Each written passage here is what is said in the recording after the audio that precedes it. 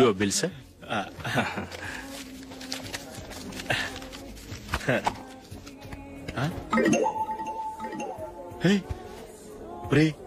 దొరికేసేవరా పరిస్థితి మర్చిపోయాను. అయ్య బాబాయ్ దెబ్బైపోయాను రా.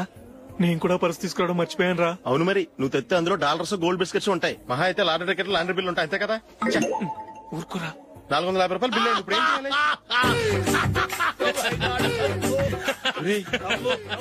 అక్కడికి ఐడియా ఉన్నానండి. నమస్తే సార్. సారీ సార్, ఆ రోజు జరిగింది మీరు ఇంకా మర్చిపోలేదు అనుకుంటాను. నేను తప్పు చేసి మిమ్మల్ని ఇరికించాను సార్. దానికి నేను చాలా ఫీల్ అవుతున్నాను సార్. సార్, ఆ రోజు నేను చేసిన తప్పుకు శిక్షగా ఈ రోజు మీ బిల్ నేను పే చేస్తాను సార్. నా బిల్లు పే చేయడానికి నువ్వెవడివి? అమ్ము, నీతో మాట్లాడితేనే డేంజర్. ఏంటి సార్ ఇది? తప్పులు చేయడం మానవ సహజం. తప్పు ఒప్పుకున్నప్పుడు మనసును ఏ మనిషి అయినా క్షమించాలి సార్. నన్ను క్షమించండి సార్. మీ బిల్ నన్ను పే చేయనివ్వండి సార్, ప్లీజ్ సార్. వద్దు బాబు వద్దు. నేనే ముష్టోడు కాదు, నా దగ్గర డబ్బులున్నాయి. నా బిల్లు నేనే ఇచ్చుకుంటాను. ఒకవేళ డబ్బులు లేకపోతే ఇదే హోటల్లో పిండి రుబ్బుకుంటాను గానీ నీ దగ్గర మాత్రం పైసా తీసుకోను. వెళ్ళు వెళ్ళు. సారీ సార్, నేను వస్తాను సార్. పదరా, మనసున్న మనుషులే లేరు. దొంగ వెతవు. ఇలాంటి వాళ్ళని నమ్మకూడదు. బిల్లు ఇచ్చినట్టు ఇచ్చి ఏదో తిరకాసు పెట్టి మోసం చేస్తారు. ఇలాంటి సమయంలోనే మనం చాలా తెలివిగా వ్యవహరించాలి, తెలిసిందా? సార్, ఏంటి? బిల్ నేను పే చేస్తున్నాను. వద్దు, నేను పే చేస్తాను, నువ్వు వెళ్ళు. ఓకే, బిల్ ఆయన ఇస్తారంటండి. ఓకే ఇస్తానండి. వీడు వస్తాడని తెలిస్తే ఇంకో బిర్యానీ తినేవాని కదరా. నేను ఇంటికి పాస్లెట్కి వెళ్ళి ఉన్నా. పెద్ద పెద్ద మునగాళ్ళం చూసాం. ఏంటే ఇది? 2 ఫుడ్ సలాడ్లు తిన్నాము, 500 రూపాయలు బిల్లా? మీ బిల్లు 50 రూపీసే సార్. పక్క టేబుల్ బిల్లు కూడా మీరే ఇస్తాన్నారు కదా, 2 కలిపి 500 రూపీస్.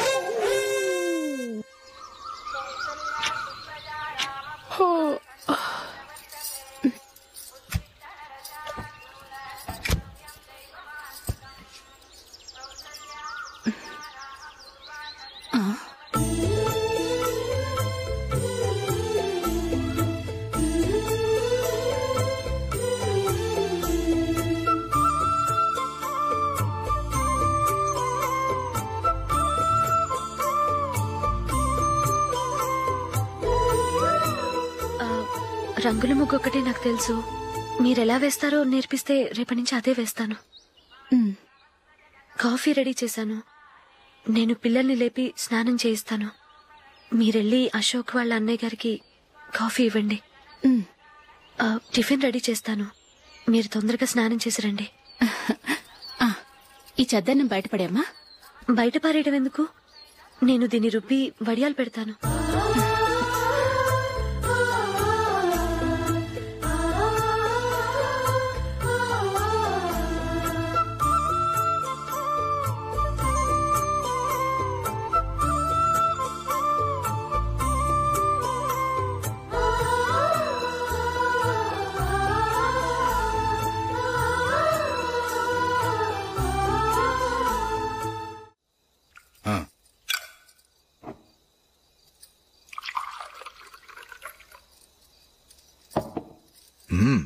ఈ రోజు వంటలు కాస్త బాగున్నట్టున్నాయి. ఇవన్నీ ఆ జూలీ చేసిందండి. మరి పెద్దోడా, రోజు మనం చద్దనాన్ని వేస్ట్ గా బయట పారేసేవాళ్ళం కదా, ఆ పిల్ల దాన్ని రుబ్బి పిండొడియాలు పెట్టింది. మమ్మీ, ఇది అర్థం కావట్లేదు, కొంచెం చెప్పవా? నేనేమన్నా ఖాళీగా ఉన్నానా? వడ్డిస్తున్నాను కదా, తర్వాత రా. ఏది ఆ ఒడియాలు ఇలా ఇవ్వు.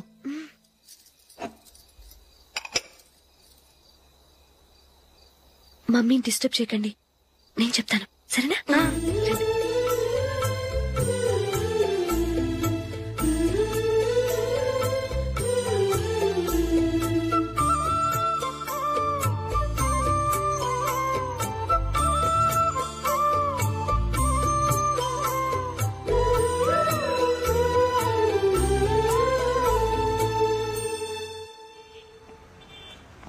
ఎందుకు జూలీ, మీ నాన్నగారు ఇన్సూరెన్స్ డబ్బుతో ఈ కెమెరా కొంటాం? క్రికెట్ టీమ్ లో సెలెక్ట్ అయ్యే వరకు నీకిదే ఉద్యోగం. టీమ్ లో సెలెక్ట్ అయ్యాక లక్షలు సంపాదిస్తావు కదా, అప్పుడు నా డబ్బులు నాకు ఇచ్చే. ఓకే? ఓకే. స్కూల్ కి టైం అయింది, వస్తాను. బాయ్. రండ్రా.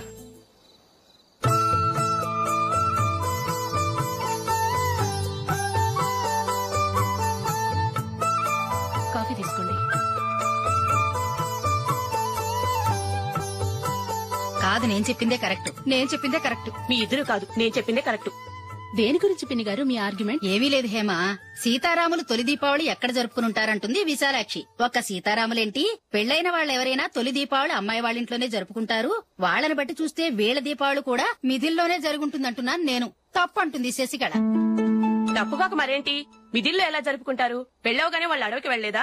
తొలి దీపావళి అక్కడే జరుపుకొని ఉంటారు. ఆ కారడవుల్లో దీపావళి ఎలా జరుపుకుంటారు? 14 సంవత్సరాలు వనవాసం ముగిశాక అయోధ్యకు వచ్చి అప్పుడు జరుపుకుని ఉంటారు. మీ ఇద్దరు చెప్పింది తప్పు, నేను చెప్పిందే కరెక్ట్. కాదు, మీ ఇద్దరు చెప్పిందే తప్పు, నేను చెప్పిందే కరెక్ట్. నేను చెప్పిందే కరెక్ట్. కాదు, నేను చెప్పిందే కరెక్ట్. ఒక్క నిమిషం, నేను చెప్పనా? ఆచారం అనుష్ఠానం అన్ని తెలిసిన మేమే తెలియ కొట్టుకుంటున్నాం. క్రిస్టియన్ పిల్లవి, నీకెలా తెలుస్తుంది? ఏదో నాకు తెలిసింది చెప్తాను, తప్పైతే క్షమించండి. సరే చెప్పు. ఆంటీ, రామావతారం తర్వాత కదా కృష్ణావతారం. కృష్ణావతారంలో నరకాసురుడు చచ్చిపోయిన ఆనందంలో దీపావళి చేసుకుంటారు. దీన్ని బట్టి చూస్తే రామావతారంలో అసలు దీపావళే లేదు. అలాంటప్పుడు వాళ్ళు తొలి దీపావళి ఎలా చేసుకునుంటారు?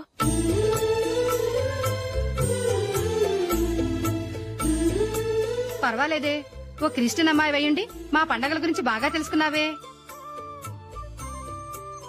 యాండి, నేనోటి చెప్తానేం అనుకోరు కదా? చెప్పు. ఏం లేదు, జూలీ వచ్చిన దగ్గర నుంచి నాకు చాలా హెల్ప్ఫుల్ గా ఉంటుంది. పిల్లల్ని ఇంటిని కూడా చక్కగా చూసుకుంటోంది. మీ తమ్ముడికి కూడా జూలీ అంటే ఇష్టం కదా. వాళ్ళిద్దరికీ పెళ్లి చేస్తే ఎలా ఉంటుందంటారు? నేను అదే అనుకుంటున్నాను. ఊళ్ళో అందరూ వీళ్ళ గురించి ఏదేదో వాగుతున్నారు. వీళ్ళకి ముడి పెడితే తప్ప వాళ్ళ నోళ్లు మూతపడవు. మీరేమంటారు నాన్న? ఇది మనం అనుకోవాల్సింది కాదురా, మీ తమ్ముడు జూలియా డిసైడ్ చేయాలి. వాళ్ళనే అడుగుదాం. మీరు మమ్మల్ని తప్పుగా అర్థం చేసుకున్నారు. చిన్నప్పటి నుంచి మేమిద్దరం ఒకటిగా పెరిగాం. అందుకని ఒకటిగా పెరిగిన వాళ్ళు ఒకటవ్వాలనుకోవడంలో అర్థం లేదు. మాకెప్పుడు అలాంటి ఉద్దేశం లేదు. ఈ రోజు వరకు మేమిద్దరం మంచి ఫ్రెండ్స్ అంతే. అంతకుమించి మా ఇద్దరి మధ్య ఎలాంటి తప్పుడు అభిప్రాయాలు లేవు. ఎరా, ఫ్రెండ్స్ గా తిరిగిన వాళ్ళు పెళ్లి చేసుకోకూడదా? పెళ్లైన తర్వాత భార్యాభర్తలు స్నేహితులుగా ఉండొచ్చు. కానీ స్నేహం ముసుగులో ఆడా మగ భార్యాభర్తలుగా మారాలనుకుంటే అది ఫ్రెండ్షిప్ ని అవమానించినట్టు.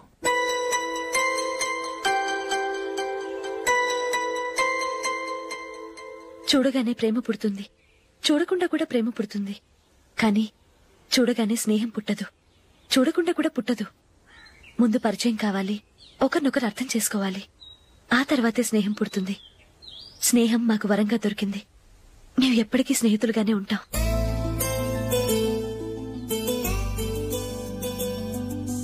మిమ్మల్ని చూస్తుంటే చాలా గర్వంగా ఉంది. అందరిలా మీరు కూడా మేము ముందు స్నేహితులం, తర్వాత లవ్ చేసుకున్నామని చెప్పకుండా మేము స్నేహితులుగానే తిరిగాం, స్నేహితులుగానే ఉంటామని స్టబన్ గా చెప్తున్నారు. హ్యాట్స్ ఆఫ్ రా, hats off.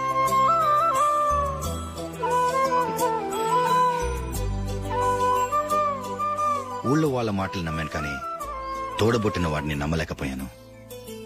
I'm sorry. Come.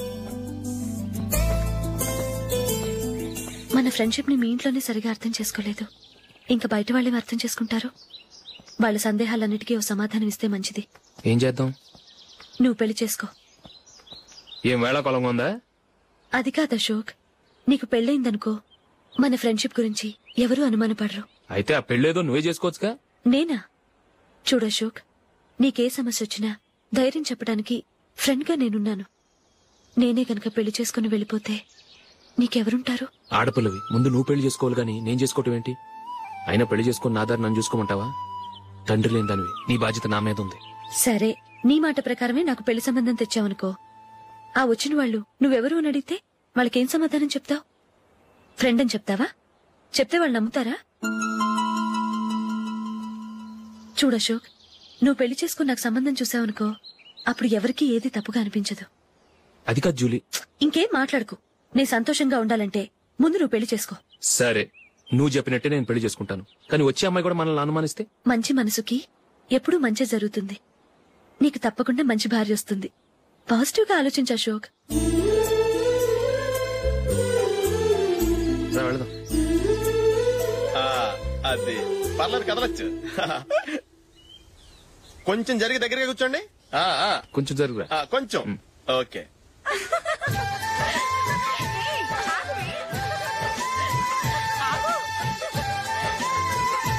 మొమ్మాట పడతారండి, ఫ్రీగా కూర్చోండి.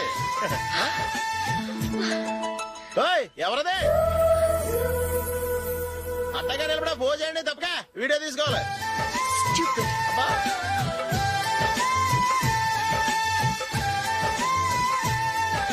రెడీ అందరూ ఇటు చూడండి. స్మైల్. నువ్వు కాదురా అందరూ నవ్వండి. కెమెరా చూసినావండి.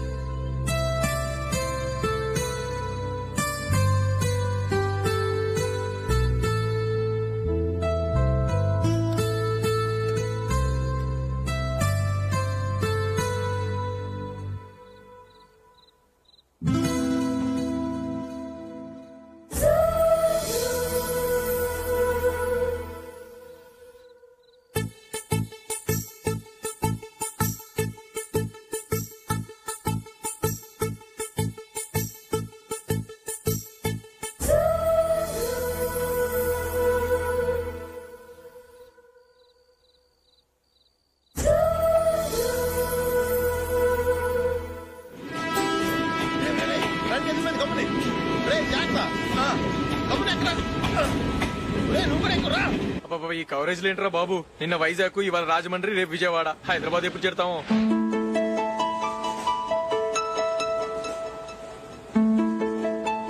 ఏంట్రా హౌస్ఫుల్లా? సరే నెక్స్ట్ చూడు. ఇదేంట్రా అందరు తలుపులు వేసుకున్నారు?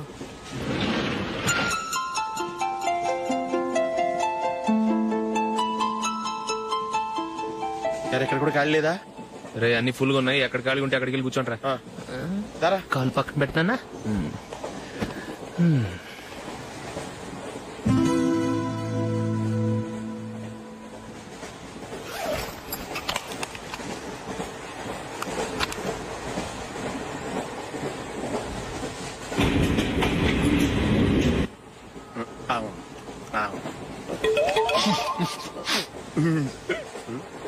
ఏంటి అలా చూస్తున్నారు? మొన్న ఎండి చేపల పులుసు సూపర్ గా ఉంటది, తింటారా?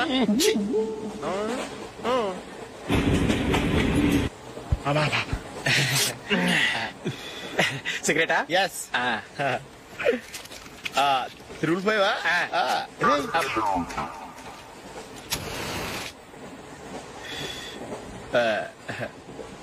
సారీ.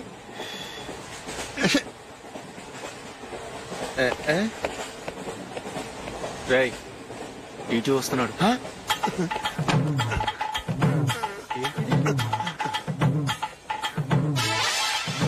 టికెట్.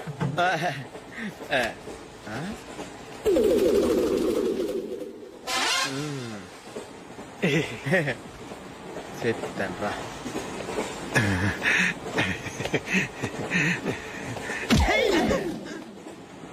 ఓసిగా ట్రైన్ ఎక్కి చేపల పులుసులకి బిడిలకి లుక్కులు ఇస్తావా? సారీ సార్, బతుకు తెరువు కోసం హైదరాబాద్ పెడుతున్నాను. కొంచెం ప్లేస్ ఇవ్వండి సార్. నోర్మే పని పాటలేని కదవ్వే. చేతిలో పైపు, ఒంటికో కోటు, ఇంగ్లీష్ బుక్స్. సంపేతాను రే. ప్లేస్ లేదు ఏం లేదు. గోడ కూర్చేసి కూర్చో.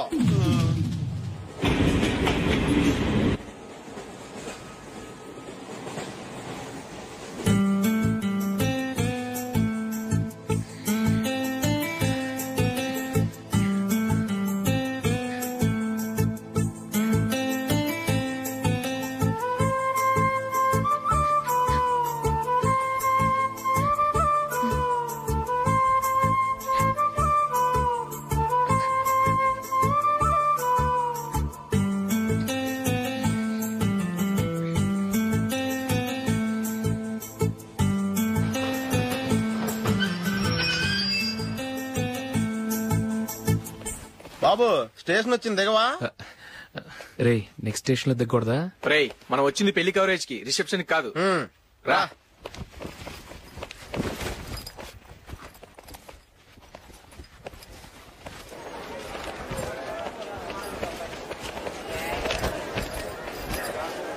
రే ఇది పట్టుకో, బాత్రూమ్కి వెళ్ళొస్తాను. అలాగే రా. దా.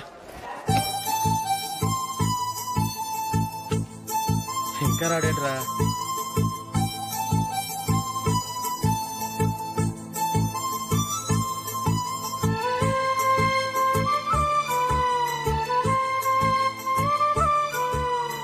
పదండ్రా. ఏంట్రా ఇంత లేటు?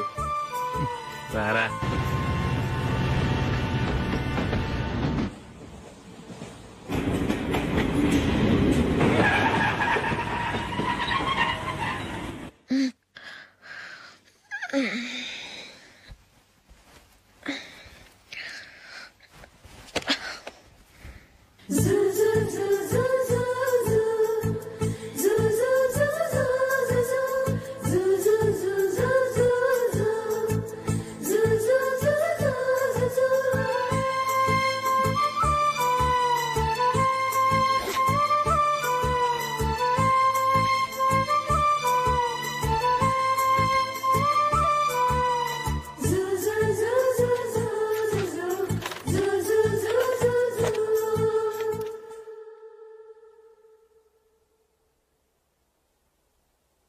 అమ్మో అమ్మాయేనా ఎల్లోరా శిల్పమా రంభా ఊర్వశికైనా ఇంతందం సాధ్యమా కనులారా నిన్ను చూస్తే తెలిసిందే బ్రహ్మ కష్టం ఇలలోనా నిన్ను మించే సిరిలేదే నగ్న సత్యం నాలో ఏదో సంవడి ఏమో ఏమిటిది ప్రేమో ఏమో ఏమిటో నన్నే మార్చినది. బాబు ప్యాంటు కుట్టాలి ఎంత తీసుకుంటావు? 150 రూపాయలు అవుద్ది. తొక్కలో ప్యాంటు కుట్టడానికి 150 రూపాయల? మరి అన్యాయం బాబు. ఎప్పుడైనా ప్యాంటు కుట్టించుకున్న మొహమేనా ఇది? చూడరా నేను మాడతాను. హాఫ్ ప్యాంట్ కుడతానికి ఏం తీసుకుంటావు? 50 రూపాయలు. అయితే హాఫ్ ప్యాంటే కుట్టు, కొంచెం పొడిగెట్టు. ఎంత? ఎక్కడ దాకా? అరికాల దాకా. పొడుగు తగ్గిందంటే సంపేస్తాం.